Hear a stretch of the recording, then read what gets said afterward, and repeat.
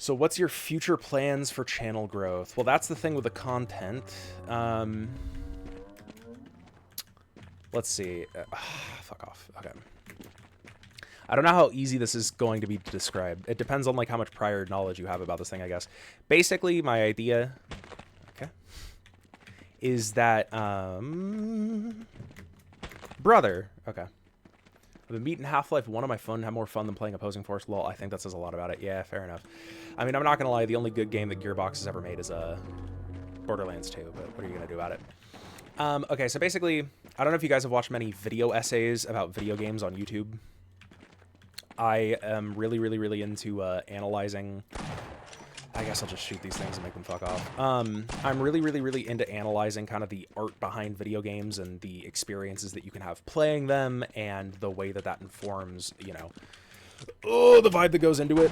I think it's really big because I think as video games become such a played medium, it's unfortunately they're not quite analyzed in the same like artistic way that like movies and stuff are. So my thing is that I really like that form of analysis. Brother, chill. Oh wait, does he have to destroy this? Okay. I really enjoy that form of analysis. And I've made like a couple videos like that myself. That's what I was describing earlier when I was like making YouTube videos for a little bit. I made like a video essay on Assassin's Creed Valhalla and everything. Not a good game, but I did make a video essay on it. And yeah, basically my goal with this whole thing, one of the things that I realized, oh, he is cooking my ass alive. Okay. One of the things that I realized with that kind of content is that I am kind of just sitting in my room playing games for a really long time, writing, and doing absolutely nothing else, which is fine. It's fun. I enjoy it, but that's kind of the sort of thing that you have to do as like a college student or something. It's not necessarily the sort of thing that you get like a ton of time for to make like a living off of unless you get lucky already making like a ton of money off of it by the time you, you know, kind of have to like start worrying about making money. The thing that I realized instead is that I could just stream the same sort of content. And because when I stream, I already like to give my thoughts and ideas on stuff anyway, I can use the stream as a vessel to basically give like a ton of ideas while I'm playing the game, give like some lighter form of analysis or some more in-depth form of analysis, and then on top of reactions, and then string that all together in such a way where I can... I genuinely do not know where to go right now. String that all together in such a way where it's the sort of thing that somebody... Okay, well, let's not do that.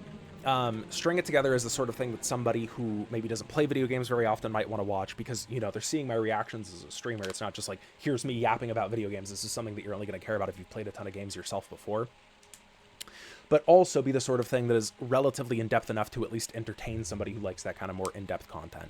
I'm not necessarily trying to make like the multi-hour long like crazy memes with this sort of content, but it also seems like the sort of thing that I can like pump out a little bit more often and be more consistent with. One of the things that I kind of struggled with, I think, a lot with streaming early on was the feeling like I was working towards a goal.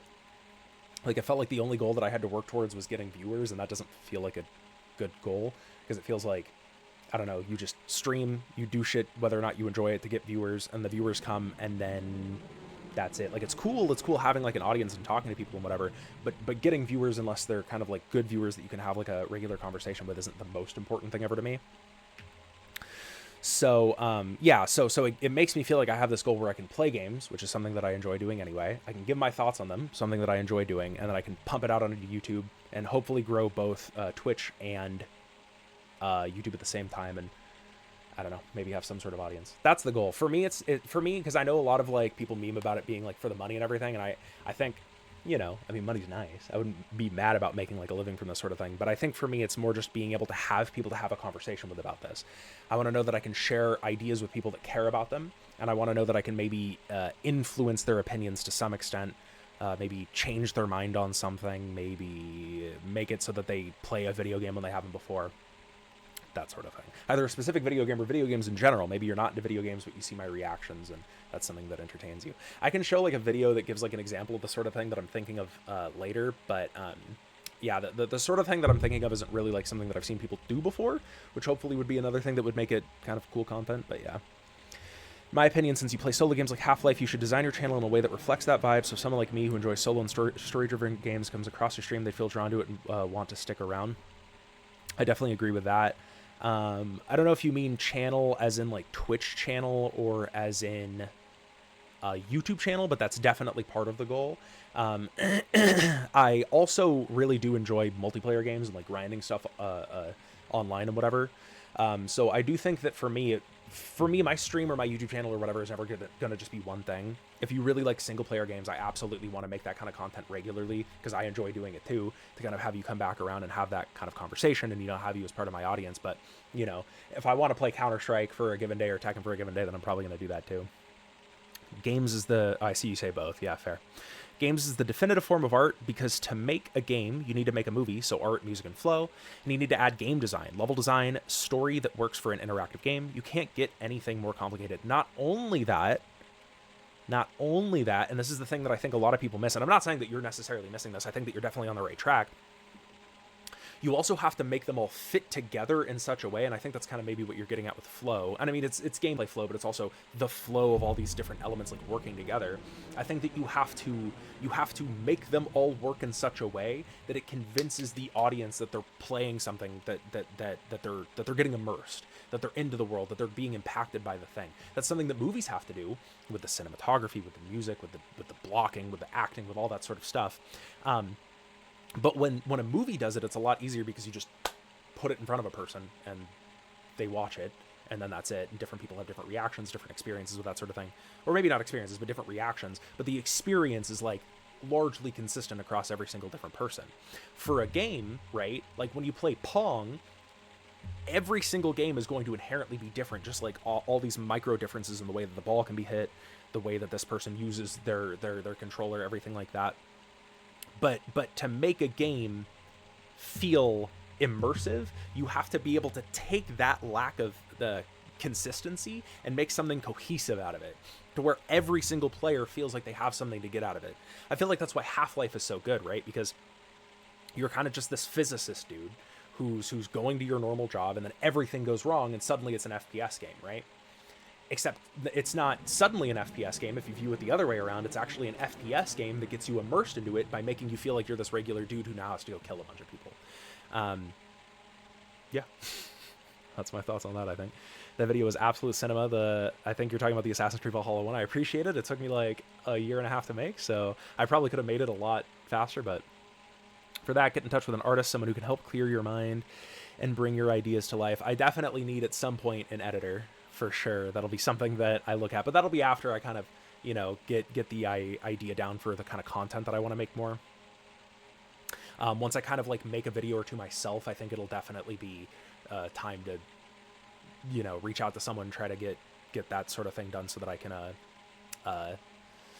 pump out more content more often, essentially, would be the goal. Something else I was going to say with that. I don't remember. It'll come to me.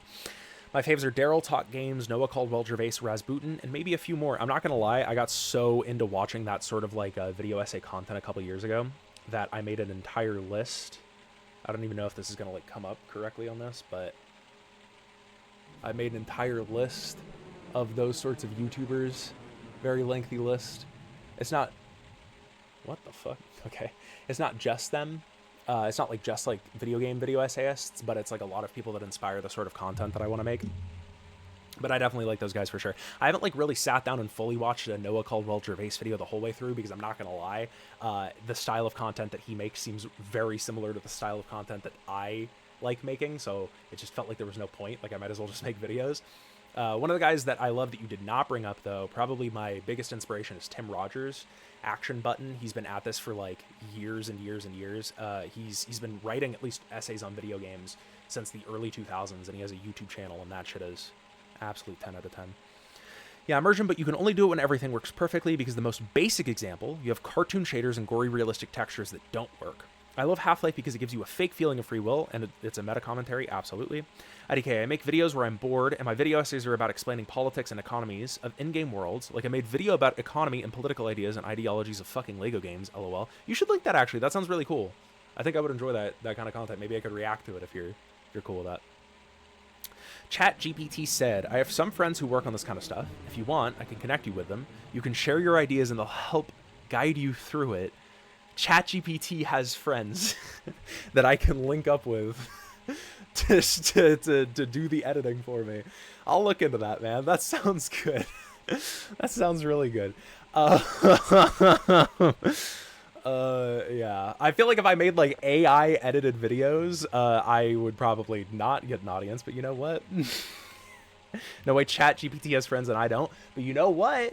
A lot of people are dating AI assistants now. They make like a fucking AI assistant say that they love them, and then, you know, look into that. That might be your next thing. Good way to sink some money into some random shit, I guess. Oh, the other thing that I was going to say earlier is that I think that the game that I'm going to do after this, because I chose Half-Life as the first kind of game to try to do this kind of content with, because it's a game that I've played before. It's not very long, and it's kind of easy to talk about, at least for me. It's a game that I've thought a lot about. But the next game that I think that I want to do is Hollow Knight, because I've never played Hollow Knight before. It's a little bit meatier, it's a little bit lengthier, and it's something that I've been wanting to play. So that'll be, I think, because I think with Half-Life it's like hard to like I can like fake react to everything. That's, whoa, there's an alien, dude, no way, but it's not really gonna come off as very convincing because I've seen a good amount of this before. It's good that it had been long enough to where some of the reactions, or a fair amount of the reactions, are authentic. But for something like Hollow Knight, I think that it'd be a lot cooler because, you know, especially because when I was going into Hollow Knight, I was expecting a little bit more of like a standard Metroidvania. I played like Axiom Verge and stuff, as well as classics like Super Metroid and Symphony of the Night. So I was expecting something a little bit more bog standard, but it was kind of fascinating me how engrossing the world felt, how kind of into it you can get, and so that's yeah, Hollow Knight's so good. So yeah, that's the plan. That's what I'm gonna go for next.